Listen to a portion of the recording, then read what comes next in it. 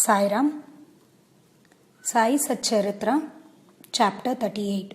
Baba's Andi, Disrespect of Shrine, Kala Har Ojpoj, Cup of Buttermilk.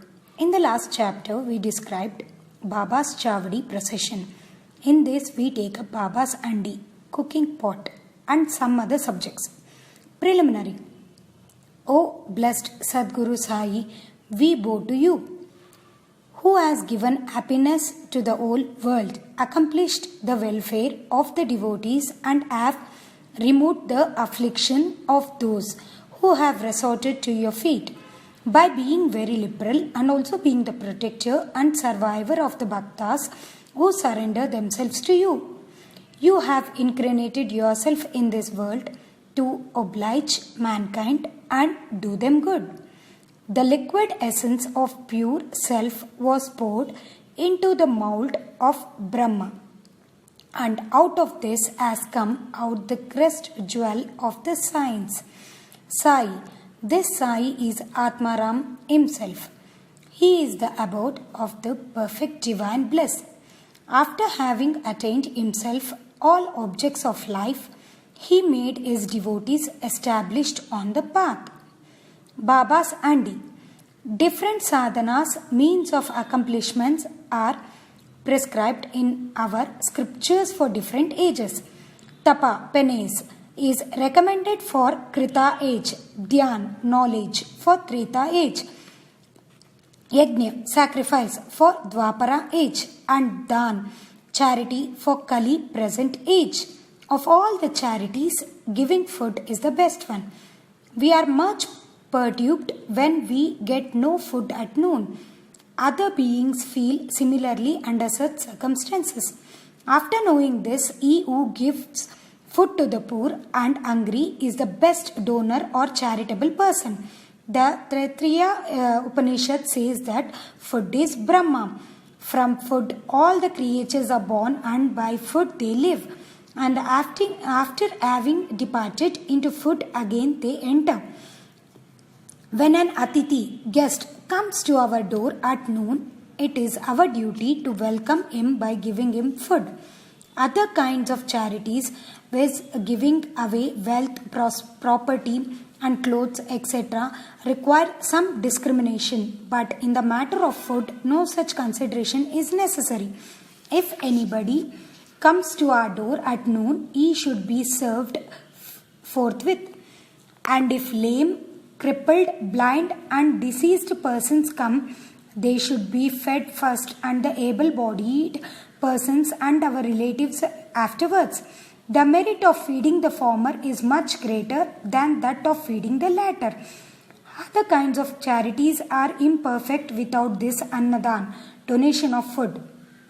Just as stars without the moon, necklace without its pendant, crown without its pinnacle, pond without a lotus, bhajan without devotion, married lady without the kumkum mark, song without a sweet voice, or buttermilk without salt. Just as varan, pulse soup, excels all other dishes, annadan is the best of all merits. Now let us see how Baba prepared food and distributed it to others. It has been stated before that Baba required very little food for himself, and whatever little he wanted was obtained by begging from a few houses. But when he decided to distribute food to all, he made all preparations himself. He depended on nobody and troubled none. In this matter, first he went to the bazaar and bought all the things, corn, flour, spices, etc., paying cash. He also did the grinding in the open courtyard of the masjid. He arranged a big hearth, and after lighting a fire, he kept a andi over it with a proper measure of water. There were two kinds of andis, one small and the other big. The former provided food for 50 people, the latter for 100. Sometimes he cooked meete chawal, sweet rice, and other times biryani with meat. At times in the boiling varan, soup, he let in small balls of thick or flat bread of wheat flour. He grinded the spices on a stone slab and put the thin pulverized spices into the cooking pot.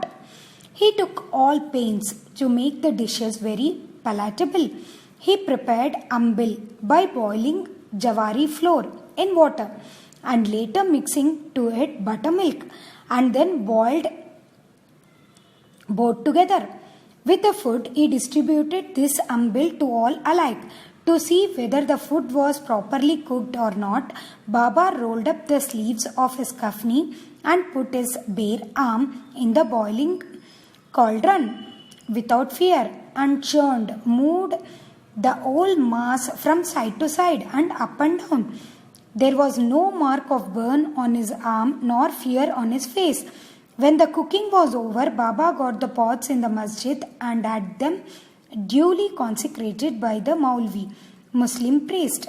First, he sent part of the food as prasad to Mahalsapati and Tatya Patil, and then he served the remaining contents with his own hand to all the poor and helpless people. To their heart's content, really blessed and fortunate must be those people who got food prepared by Baba and served by him. Somebody may raise a point here and ask, did Baba distribute vegetarian and non-vegetarian food as prasad to all his devotees? The answer is plain and simple. Those who were accustomed to non-vegetarian food were given non-vegetarian food from the andi as prasad, and those who were not so accustomed were given vegetarian meal. He never created in them any wish or desire to indulge in this food.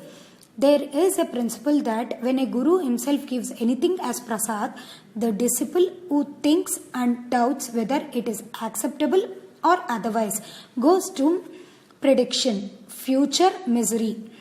In order to see whether any disciple has imbibed this principle, Baba at times put them to test. For instance, on an Ekadashi day, he gave some rupees to Dada Kelkar and asked him to go in person to Korhala to get meat from there. This Dada Kelkar was an orthodox Brahmin and adhered to all orthodox manners in his life. He knew that offering wealth, grain and clothes etc. to a Sadguru was not enough, but that implicit obedience to him and prompt compliance with his order was the real dakshina, and that pleased him most. So Dada Kelkar dressed himself and started for the place. Then Baba called him back and said, "Don't go yourself, but send somebody." Then Dada sent his own servant Pandu for the purpose. When Baba saw him going, he asked Dada to call him back and cancel that program.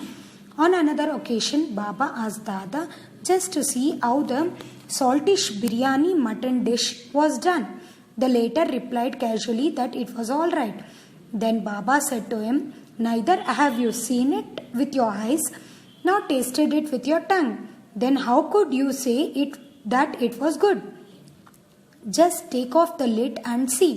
While saying this, Baba caught his arm and thrust it into the pot and added, "Take some out of his, leaving aside your orthodox ways, and taste a little." When a wave of real love rises in a mother's mind, she pinches her child, and when he begins to cry, she hugs him close to her bosom. Similarly, Baba, in a true motherly way, pinched Dada Kelkar in this way. Really, no saint or guru will ever force his orthodox disciple to eat food forbidden in his religion. The handi business went on for some time till 1910 and was stopped thereafter. As stated before, Das Kanu spread the fame of Baba by his kirtan far and wide in the Mumbai presidency, and people from that part of the country began to flock to Shirdi, which became very soon a place of pilgrimage. The devotees brought with them various articles for presentation and offered various dishes of food as naivedya.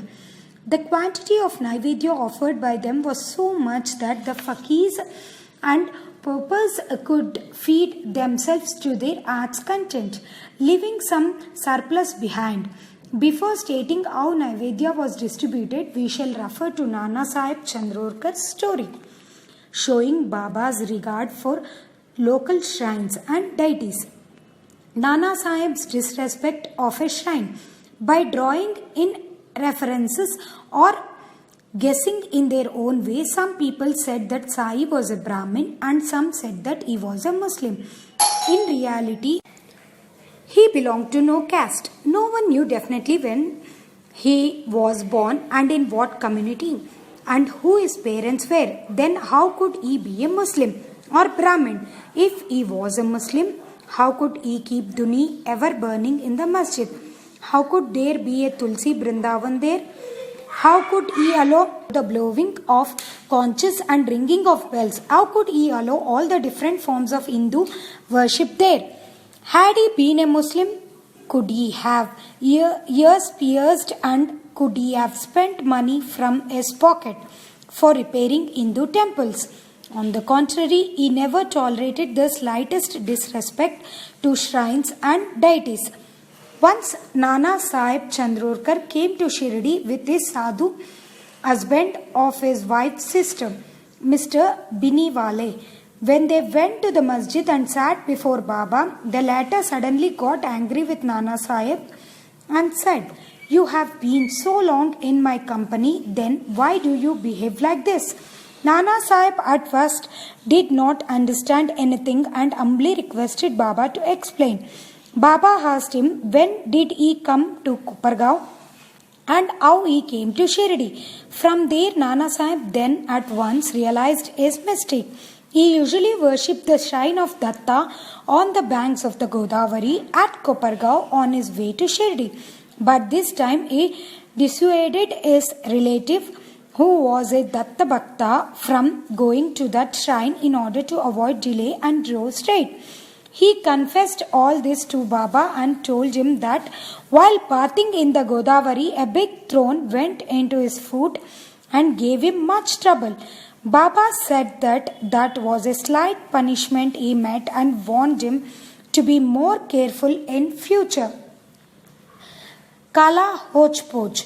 To revert to the distribution of the Naivedya, after the Aarti was over and after Baba sent away the people with Udi and blessings, he went inside and sat behind a curtain with his back to the nimbar for meals, with 2 rows of the intimate devotees, one on each side. The Bhaktas bought Naivedya containing a variety of food such as puris, mande, polis, basundi, sanza, fine rice, etc., and kept waiting outside for prasad. Consecrated by Baba, all the foods were mixed in a hochpoch and placed before Baba. He offered it to God and consecrated it. Then portions of the same were given to the persons waiting outside and the rest was served to the group of devotees inside. With Baba at the center, the Bhaktas sitting in 2 rows then dined to their heart's content. Baba asked Shama and Nana Sahib Nimonkar daily to serve the consecrated food to all persons sitting inside and look to their individual needs and comforts. This they did very carefully and willingly. Every morsel of the food thus partaken gave them fulfillment and satisfaction. Such sweet, lovely and consecrated food it was, ever auspicious and ever lovely. Cup of buttermilk. Once Ahmed Pant had eaten to his full capacity in this company. When Baba offered him a cup of buttermilk, its white appearance pleased him, but there was no space for it. He, however, took only a sip. On seeing his flattering attitude, Baba said, "Drink it all. You won't get any such opportunity." Thereafter, he drank it of then and found that Baba's words were prophetic, for he passed away after a brief period. Now, readers, we have certainly to thank Ahmed Pant. He drank the cup of buttermilk, but has supplied us with sufficient quantity of nectar in the form of Baba's Leelas. Let us drink this nectar to our heart's content and be satisfied and happy. Bo to Sri Sai, peace to be all. Thank you.